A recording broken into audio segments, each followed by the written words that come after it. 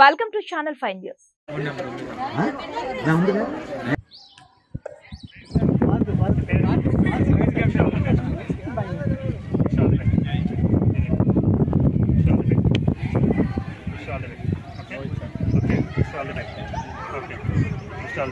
Front నువ్వు ఉంటావా? Height ఉన్న ఫ్రంట్ ఉంటారు మామూలుగా కానీ. ఓకే, కెప్టెన్ ఎవరు?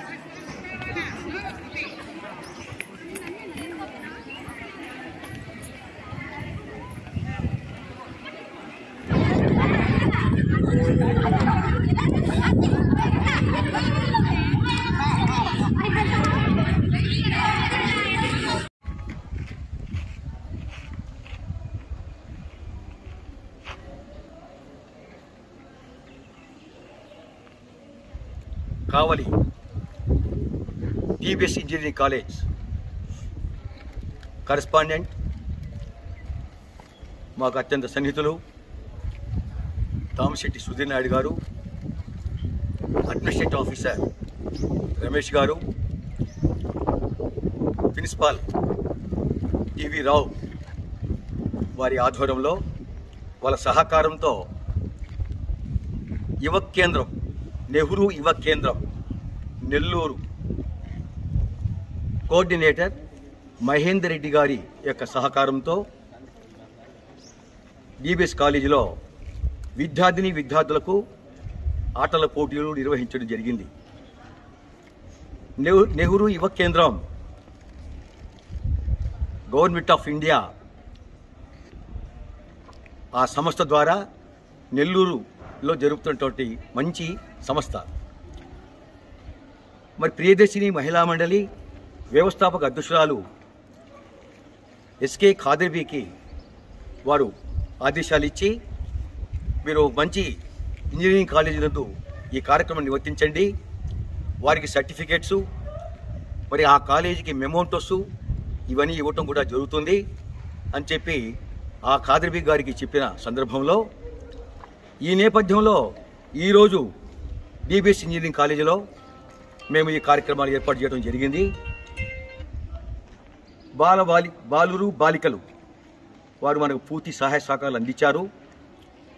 మాకు ఈ ఆటల పోటీల్లో వారి సిబ్బంది మాకు పూర్తి సహాయ సహకారాలు అందించడం కూడా జరిగింది.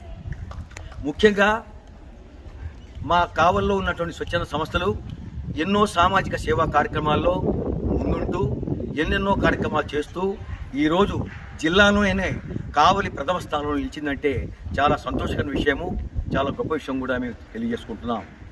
మరి ఈరోజు ఈ స్వచ్ఛంద సంస్థ తరఫున ప్రియదర్శిని మహిళా మండలి వ్యవస్థాపక అధ్యక్షులు ఖాదర్బీ, మరి రత్తమ్మ ఫౌండేషన్ వ్యవస్థాపక అధ్యక్షులు విశ్రాంత లెక్చరర్ ఎంఈ ప్రసాదరావు, జాగో వ్యవస్థాపక అధ్యక్షుడు జమీర్ గారు, రహీం చారిటబుల్ ట్రస్ట్ వ్యవస్థాపక అధ్యక్షులు అలీం గారు, మరి టైమ్ టు హెల్ప్ వ్యవస్థాపక అధ్యక్షులు రమేష్ గారు, మరి అందరి యొక్క ప్రేమాభిమానాలు సహాయ సహకారాలతో ఈరోజు కార్యక్రమం ఏర్పాటు చేయడం జరిగింది.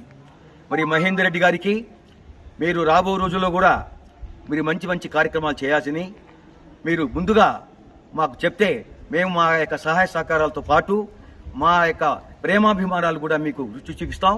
తప్పకుండా మేము అందరం కూడా హాజరయ్యి అన్ని రంగాలు రాణించేటట్టుగా చేయడానికి సిద్ధంగా ఉన్నామని చెప్పి తెలుపుకుంటూ, ఈరోజు ఈ ఎండలో కూడా మరి కోలో బాలికలు, మరి వాలీబాల్లో బాలురు మరి శ్రమ లేకుండా, కష్టం లేకుండా, బాధ లేకుండా సంతోషంగా వారు ఆ 2 గేమ్స్లో కూడా వారు పార్టిసిపేట్ చేసి వారికి చేసినందుకు వారికి మా యొక్క శుభాశీస్సులు తెలియజేసుకుంటూ, వాళ్ళందరికీ కూడా నెహ్రూ యువ కేంద్రం తరఫున సర్టిఫికెట్స్ ఇవ్వడం జరిగింది.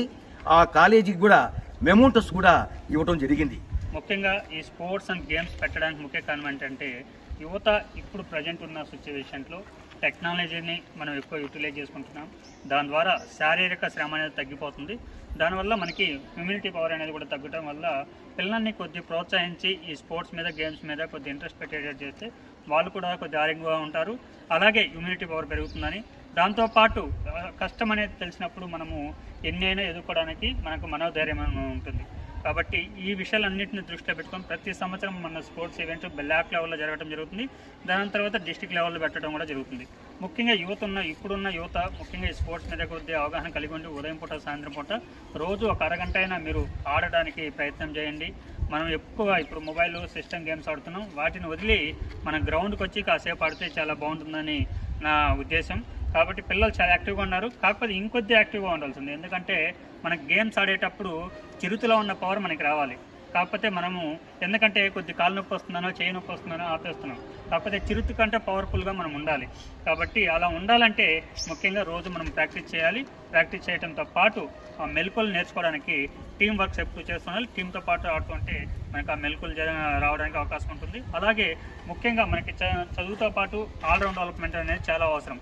ప్రజెంట్ ఉన్న సిచ్యువేషన్లో ప్రతి ఒక్కరికి ఎడ్యుకేషనల్ మనకి క్వాలిఫికేషన్ సర్టిఫికేట్స్ వస్తున్నాయి. కాకపోతే ఎక్స్ట్రా యాక్టివిటీస్, ఎక్స్ట్రా సర్టిఫికేట్స్ అనేవి చాలా అవసరం. ఎందుకంటే సమాజం పట్ల మనం సేవా దృక్పథంతో ఉండాలి.